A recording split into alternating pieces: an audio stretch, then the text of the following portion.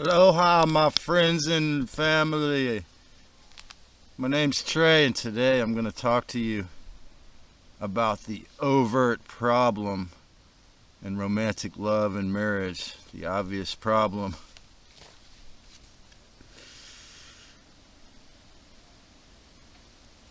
So I weeded myself like I knew I would. Well, he told ya I'd be trouble, but I'm so misunderstood, 'cause I ain't gonna be no trouble. You gotta know I'm good.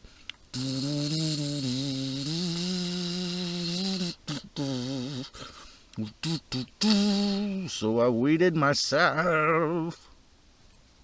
The overt problem.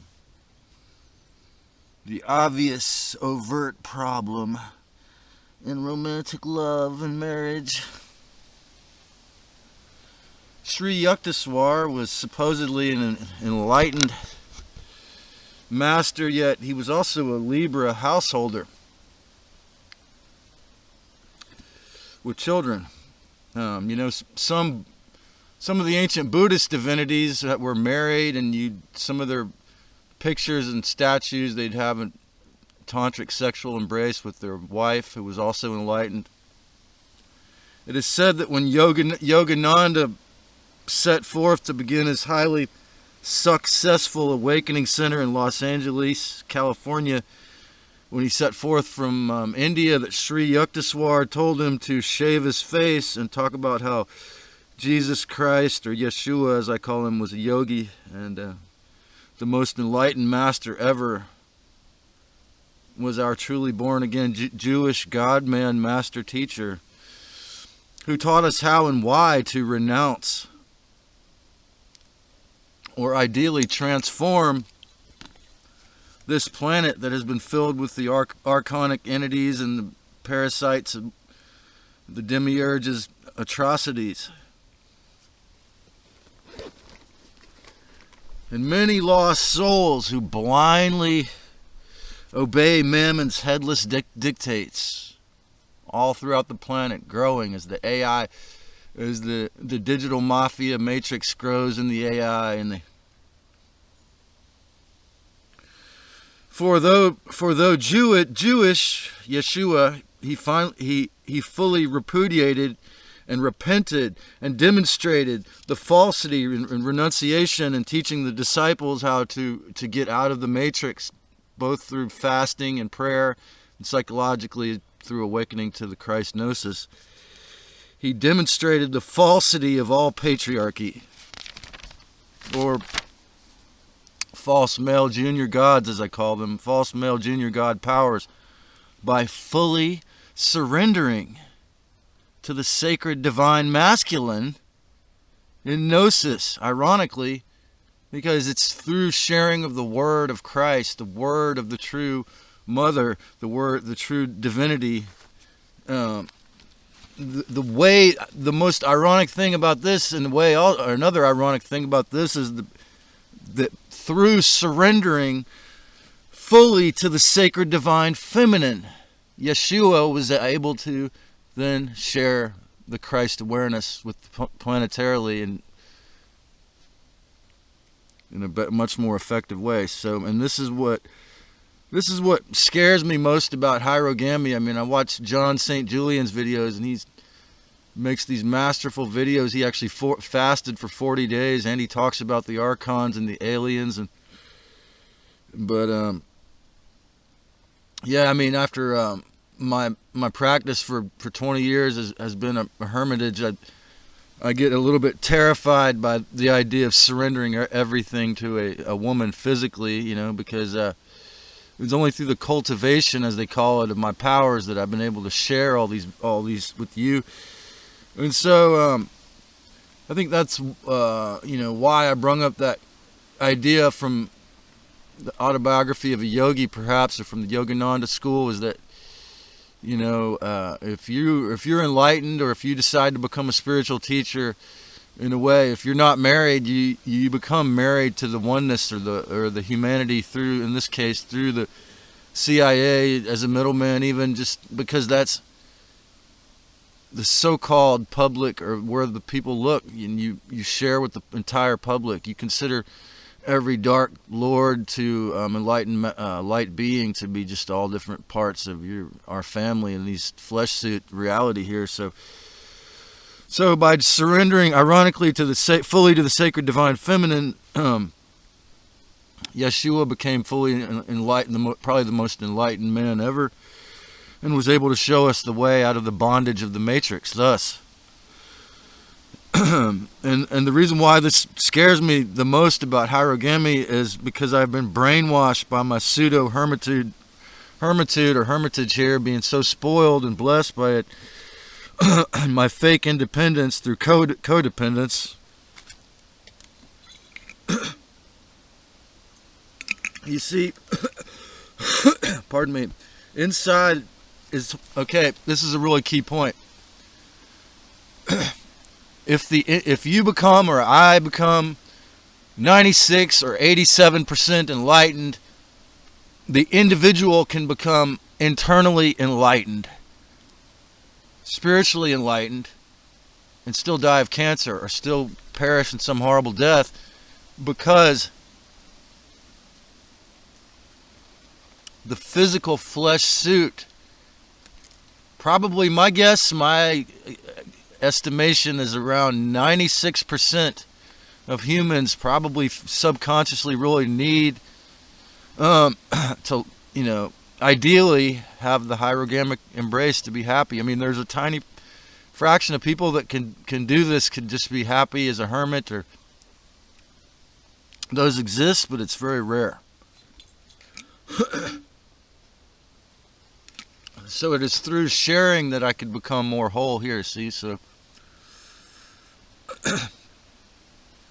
because inside I could be completely whole and feel the oneness completely on the inside, but yet that's only half the battle, as they said in G.I. Joe. That's not the full picture. That's not the full spectrum awakened, because I have to share it. If I'm enlightened, if I have a gift of music or enlightenment and I don't give it away, it's not a gift. That's why it's called a gift. The almighty, sacred, divine Christ Sophia gave us free will, gave us choice. It's a gift.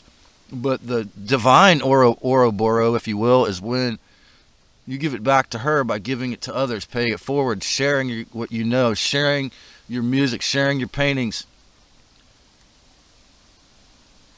So, for you see, what I'm saying is,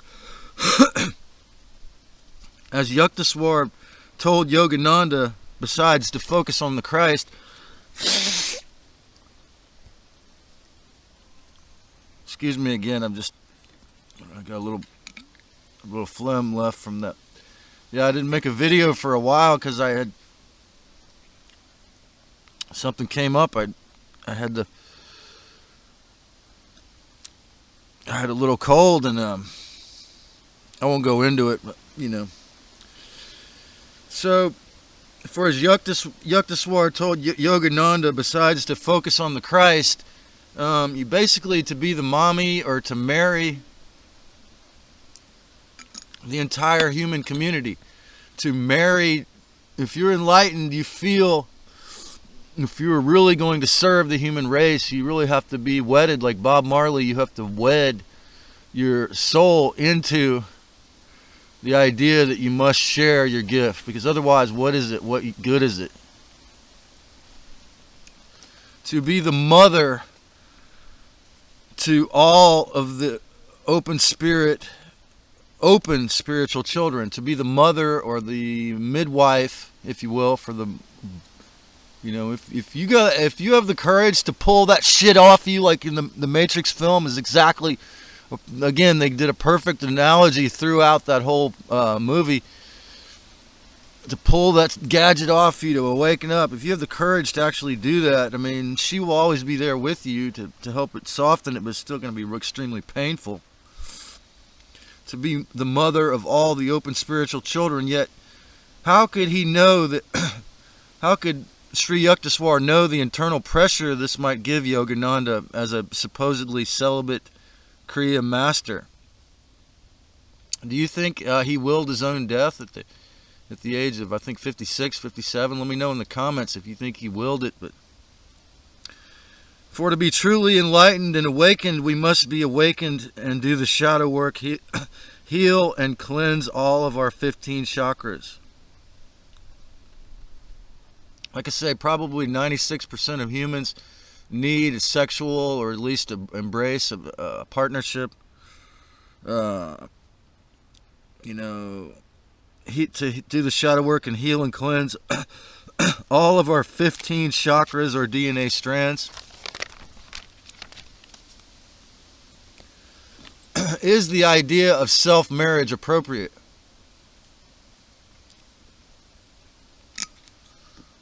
Well, the idea for this video came from watching my new friend, the CIA, NSA, Google, YouTube employees turned me on to with their wonderful algorithm matchmaking skills.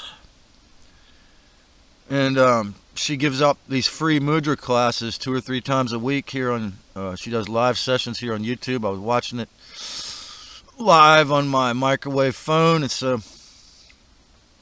the live Move for Change with Reverend Deborah, my soulmate chosen by the Google algorithm 666 machine. Makes me remember why some large chunk of my mind / body / persona would rather be a lonely hermit teacher. Because as David Bliss has reminded me, I mean, just the idea of infatuation or thinking I'm in love with this beautiful woman. She just turned 40 and she's teaching me free mudra, which is interesting. Like the omen tells me she's certainly my friend, because I've been telling myself for years I need to learn this one specific skill, and there she is. So, but you see, as my friend David Bliss told me, describing when he briefly got married as a young man, he said, the traditional marriage vows state that you must forsake all other love for this one person. And he said that made him feel guilty or something, or, incongruent, or, cognitive dissonance. Well, this video, I'm not claiming to be an expert. In fact, I'm really the mafia cliche, the Dark Lord's cliche of someone who doesn't know what they're talking about, speaking about this, because I've never been married. But the thing is that this is all a philosophical debate, talk about how I feel about it, from experiencing it through my friends around me. And, of course, I've had infatuation and short-term relationships with women. And so the question I have is, what is the difference between traditional marriage versus aware heirogamy? Well, you see, in the aware heirogamy, the couple faces the community. Like my mother's sister, Sarah, who got her medical MD in her early 40s, and her second husband, she had 2 children with her first husband, and they divorced. Her second husband, David, he plays in a bluegrass band still, and they were always very loving to the community, to the friends and family, the bloodkins, the community. Very loving to the people around, and it's kind of a tragedy that he never got to have children, because he's so fatherly. But he did a great job. His mother was a Christian Scientist. I've mentioned him several times in these videos as one of the few spiritual people in my childhood that were more devout, on the devout side. So, but they both have a moon in Aquarius. I don't know if that has something to do with it. And she has a son in Aquarius, and they really love to serve the children and the community, and so then we have to deal with, on the same, while I mentioned getting degrees and so forth, the monetization of love is, as my friend Uncle Brian, or Brian Smythe, his birth name is, he told me that a lot of people have walls around their hearts. That they, and they think that, this is another thing this video is all about.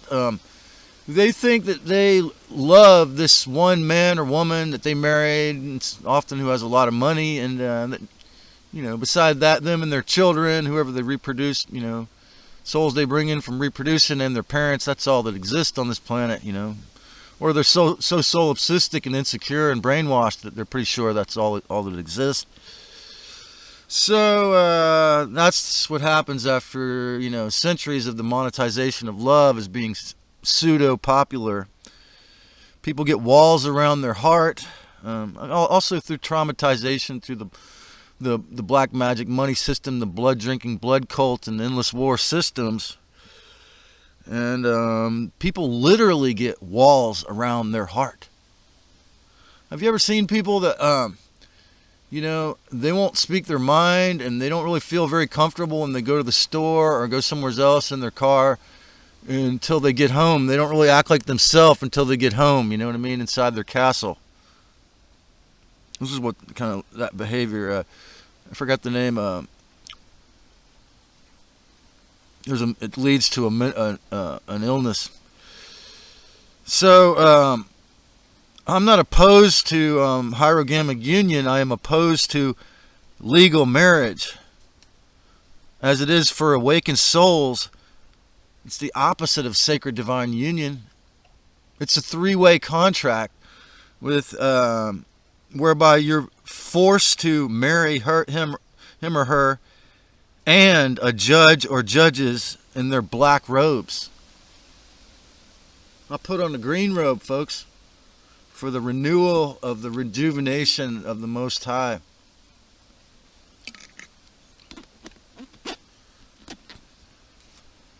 So you're forced to marry. It's a three-way contract. You're forced to marry him or her and the person in the black robe if you piss them off enough. If you get in a bad enough spat, then the black robes might get to close your fate. Whereas infatuation, what I've dealt with as a younger person, marriage, monogamies, are natural with some humans, especially those who have had children or intend to reproduce. So, after the highly successful sexual misery programming, especially in the USA, especially in this neighborhood, especially has seemed to have torn apart almost every happy straight couple I know, especially if they don't have a whole lot of money, particularly with children. I now from that result of that, I have to fight off the subconscious fear and resentment and disgust and romantic feelings and healthy sexual desire, again through the inversion of this college a mile over here and all the friends I've had over there. It's taken me a few minutes or actual years or cosmic minutes to celestial minutes to get over it. All of the inversion and mind control I've been through. And get over the full scale hatred of their monetization of sex and love and romantic feelings, or feelings the desire to reproduce with someone. For besides this overt breaking up of all families, physically, even tragically, lately, the archons, the Illuminati, the blood drinkers, they love it the best if they can feed off the intense trauma bonding that is caused to most human souls when they break up natural heterosexual blood families. They love that. They love that trauma.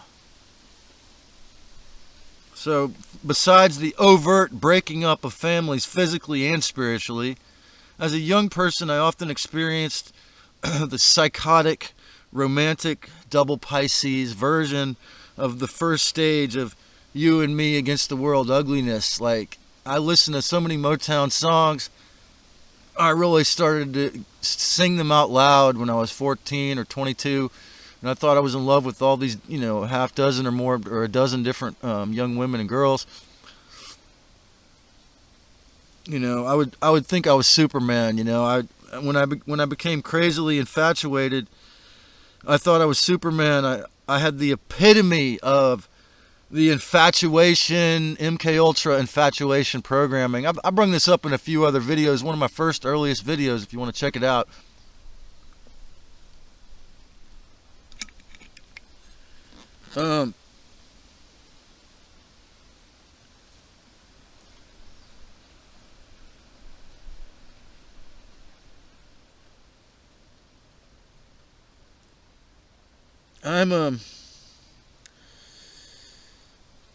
When you believe in this idea that most people, if you watch mainstream media, you've been programmed with that marriage. The Lord of the Rings was a very amazing, I thought, analogy or overt analogy about this, right? Because when you're married in the legal system, you become invisible. Now you're not an individual. You're a norm. You could become an invisible individual in the system, And so, my precious, I believed, you could say I could have been diagnosed with borderline personality disorder, perhaps, because I had so much romantic infatuation, machismo, that when I was in love, I thought, she was God and I was with God. And so basically through infatuation, or after, you're married, or just having sex with someone that you are really in love with, he or she becomes God. I mean, they've given you access to God. I mean, the physical ability to reproduce, the closest many people who aren't artists say they can get. So, of course, this was I was completely indoctrinated and controlled, as I've said, by the mainstream media and the music of Hollywood, mind control, or just the idea that your sexual partner is God, even because he or she's given you that access. So then you start to feel, if you believe the songs, you get depressed if you don't have someone to have sex with. You get depressed if you don't have someone to reproduce with and marry to spend the rest of your life with. And so you must have a sexual partner and or marriage to access sun. To go back to the analogy I had several videos back about plutocracy, this is artificial. I'm cold, way colder than I should be artificially, because the monsters of war can't kill me off in other ways. So they're doubling down on the engineering. Like I say, imagine that you thought, just to compare for another analogy, ain't no sunshine when she's gone. Imagine if you believe that is reality. You can't access the sunshine, especially when they only darkness white and gray when they spray. Especially when it's actually true. It's only cold and white outside in Santa Cruz, and it's artificial and fake. Okay? Imagine that. Imagine that you actually think, especially when it's already artificially cold, in a fake-ass way, where they put millions of dollars into pumping shit into the sky to make it cold, to terraform the environment, to prepare us for our Elohim masters, who definitely try to force everyone subconsciously to think you're a worthless piece of crap if you're not married, because they can't control you. They can't control you a fraction as much if you're not married, you see? So this is the societal hive mind. This is what they'll implant in your mind. So this has happened so many times to me as a young person. I finally realized it's a program these times but I had to go through a really extreme trauma bond, or what Eve Lorgan calls a sexual love bite, where I thought I was in love with somebody that, it was, at one point I had a vision of them as the Grim Reaper with the black hood on, and they're Scorpio, so there you go. So I had to go through that to realize that I was completely controlled and brainwashed by this, idea that was probably implanted in me by Motown, that obsession is love. So Mark Passio says humans are programmable fleshy objects. And I say, you know what? We can get used to anything as the truth. We can be programmed to think anything as the truth. And the Decepticons, the dark side, has gotten better and better and better at that over the years. So today I noticed these fears, or yesterday actually, this is the first time I've ever written notes for 2 days, because I destroyed my other computer. I got another one. Somehow I managed to smash the screen. So today, or yesterday, I noticed these fears and palpable controls in my subconscious, simply by watching this sexy, beautiful, divine goddess tantric shaman teacher, mudra teacher, a friend of mine now on there, that I met through YouTube. And just like limerence, if you study psychology and you found my videos because you study psychology, it's just like the concept of limerence, except for I wasn't necessarily a narcissistic psychopath, although I might have been at that point. But limerence is another example of the same exact thing in a different costume or different set of rules. It may be, it may just be a primal biological, a thing that we all have, the desire to have sex and reproduce, have safety, have a family. That is, the mind control. They've implanted psychic wounds to prevent me from heirogamic union, or attempt to prevent us from heirogamic union through these wounds. Well, of course that's what it is.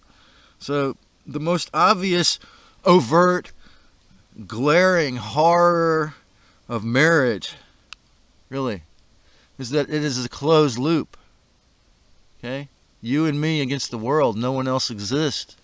This is the full-scale mind control, the atomization of humans, as it were, the tinyification, the little me, the ego, the narcissistic predator entities tend to creep in and try to take over people when they start to, through living, even if you don't live in a county like this that's insanely high rent or whatever, you'd have to work 3 jobs to survive if you're not rich, in a place that's affordable. Even there, you can be strapped for cash in the year 2024 so much that they could try to break up your family through the cost.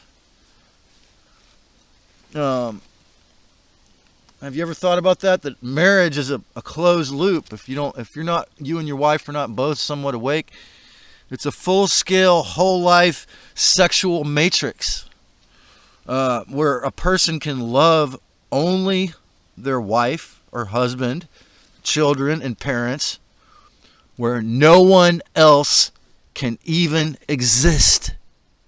They become solipsistic if they don't have any spiritual beliefs, if they don't have any respect. So,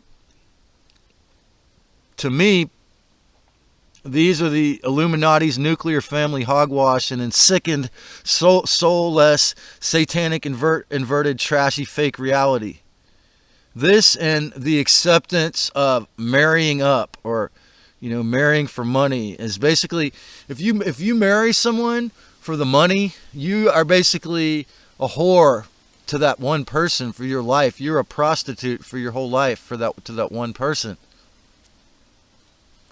And so in order to heal these false perceptions and limits, let each of us never forget the best Lords of the Rings. Okay, I've seen them. I know this because they both wear their freaking wedding ring while they jam.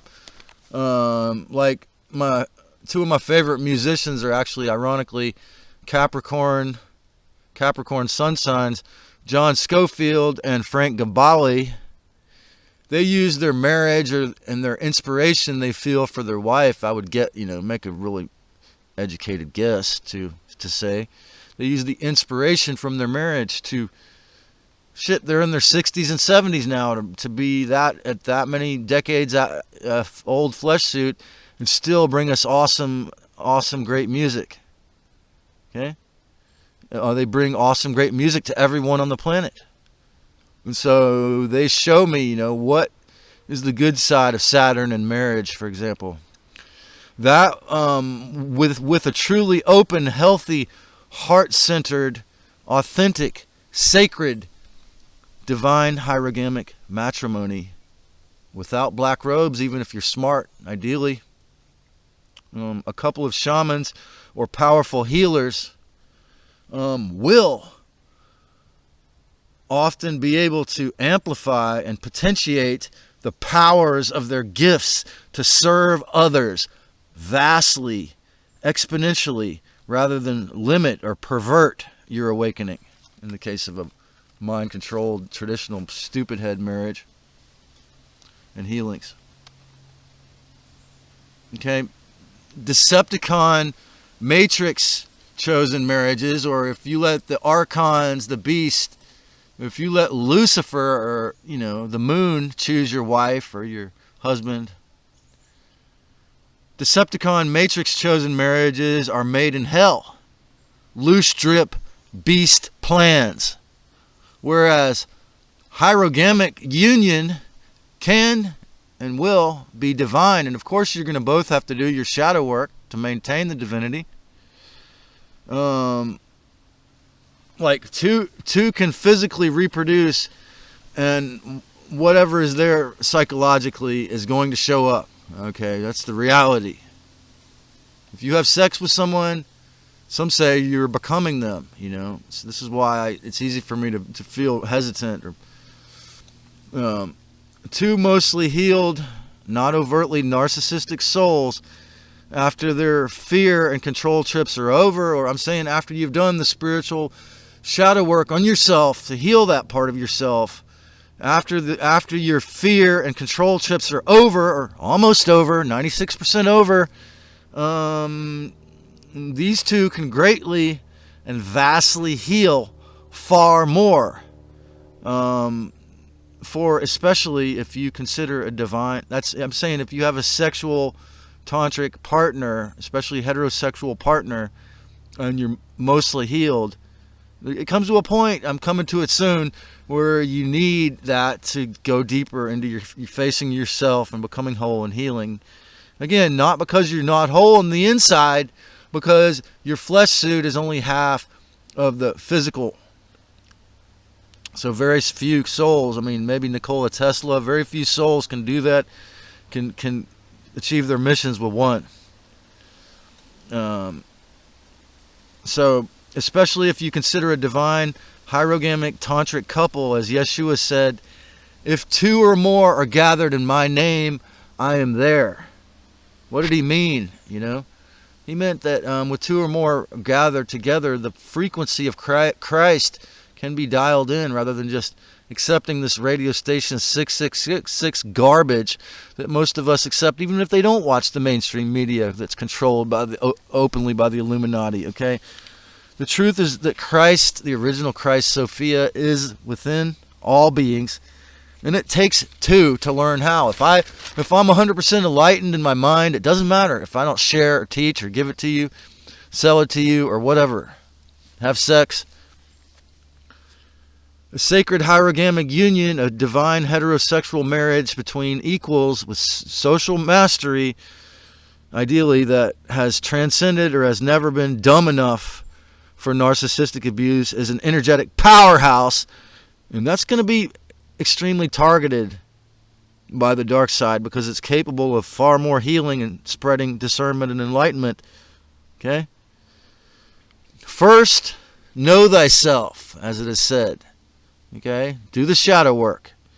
Because if I don't, whatever shadow work I haven't done, the first time I try to integrate, have a sexual relationship or have a girlfriend, so to speak, she's going to reflect back or be the exact same or the exact same opposite or the exact opposite as the psychological problems I haven't healed out of my subconscious, the narcissism or whatever I haven't healed out.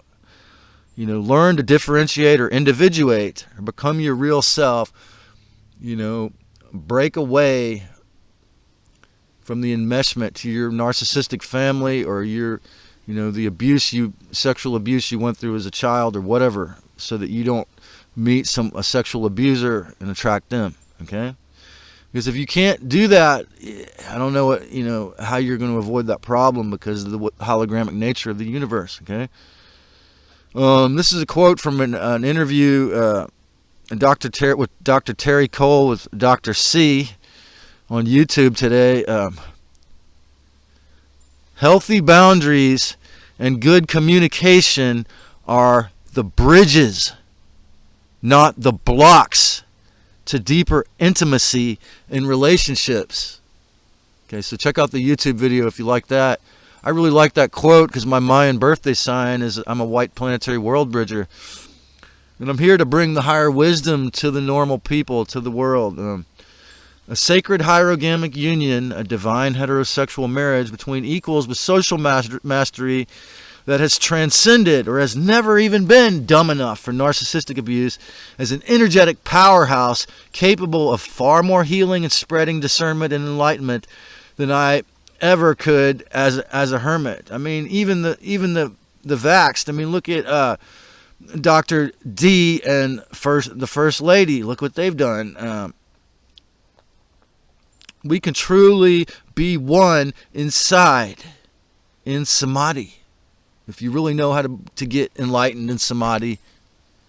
Yet it takes a man and a woman for a family in the highest form of, or lowest form, if this is a couple made in hell, of channeling, bringing souls into flesh suits.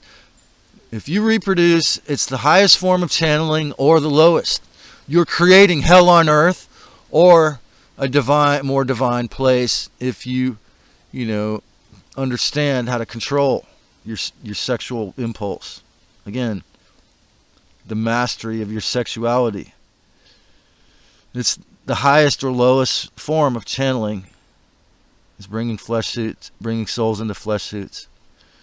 With purity and oneness, these divine couples can and will, in community, create the fifth dimensional reality, the heart-centered reality, in the real age of light, to a large degree, by their powerful emanations of their love. But be forewarned, this is the last thing the fake junior gods and controllers want. Both aloneness and partnership are essential. I remember in a Khalil Gibran book, they said, what do you think about marriage? And he said, in marriage, be ye like columns on the building, but like columns, let the winds blow between ye, to put a more benevolent spin on this insane geoengineered wind cold-ass wind I'm in today. But I fully have experienced, and I for sure can vouch, that having alone time, or not being enmeshed, and partnership are essential in this flesh suit for your soul to live in this flesh suit. Yet both of these have been highly weaponized for sure. So, please, if you're an intelligent spirit, remain peaceful always to end these wars. Ideally, if you're intelligent enough to do so. I'll read this again. In the real age of light, to a large degree, by the powerful emanations of their love. Okay? The fifth dimension will be brought forth, but be forewarned, this is the last thing that the fake gods want. The energetic basis for the queendom of respectful partnerships and a healthy future. Okay? And this is how it's going to be done by most folks. That is why that are going to be involved. That is why real divine marriage is the most targeted thing on earth. The greatest test. Are the archons and NPEs controlling me in the shadow? When you're married, whether you go to the insane black robe or the minister to do it, or do it legally or not, you're still putting your souls to the test. Are the archons and narcissistic predator entity spirits going to control me in the shadow? The sexual partnership will become a feast of louche, frenzy, Narcissistic supply, a psychic blood drinking fest that drains you constantly. Or, if you're both somewhat or mostly enlightened, a path to the age of light. But only if it is free of distortions or, all these problems in our subconscious, if you don't look in the rearview mirror and do the shadow work. Because love, sexual love or partnership, is the foundation of physical 3D for our souls to get these experiences in the body.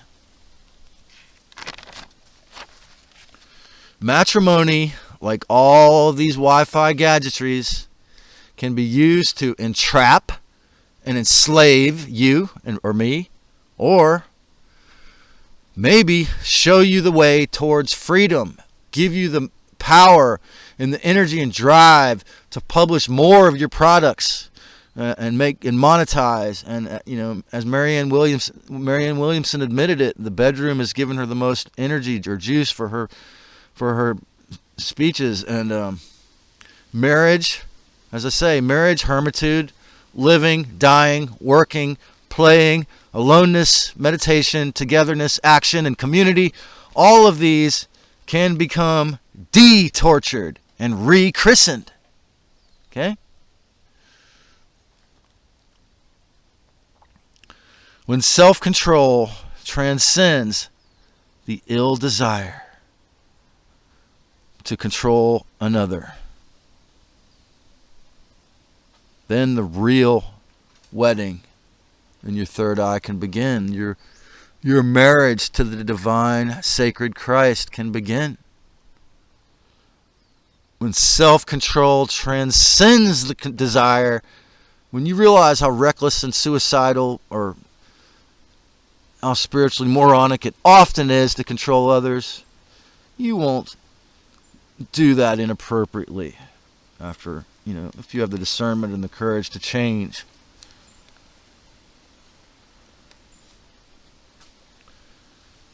And when they become all of these normal things become detortured and rechristened when you dethrone the dark ones in their black robes. If love and sex are monetized, who is not a soulless whore? If you only marry for money, how can it not make you feel like, to some degree, you are a soulless whore? Opt out of the three-way government legal contract. And remember, in the future, with joy, compassion, friendliness, and equal respect, the future of humans can become super expansive and an amazingly wonderful, fun, tantric Mahayana. But first, learn to love. First, learn to love and respect yourself before that, because that is the key, okay? You must realize, if you have the discernment, that we don't need the fake lords. We need each other as free, respectful co-creators, not in codependency and co-interdependency, with equal respect, with equal workload, with equal pay, when we're all CEOs of our own flesh suits and we all get to trade and barter in a fair, equally fair way. We're all co-creators in vision and intent. We are all married to humanity, especially if you're a spiritual teacher or someone that wants to be awake or is already awakened. You have to accept it. We are all married to humanity in this divine globe, or the planet Earth as it's called. We each must commune in soul, or SOL, soul, the sun, and your so-called spirit or soul. We each must commune in the sunshine or remotely through virtual or AI, Wi-Fi gadgetry, or so-called real and 3D flesh suits, ideally. We all are tied to the planet Gaia and the collective soul of all humanity, like it or not. They're all our family. We have to accept it eventually. Our thoughts are things. No thought is not a thing.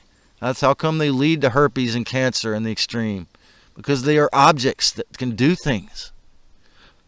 Words are swords. If you put an S in front, I remember the book, The Three Halves of Eno Moxo. He said, the speaker of words is the doer of magic. Okay? Every single word has power. Our thoughts are things. Our individual thoughts and actions bind us together.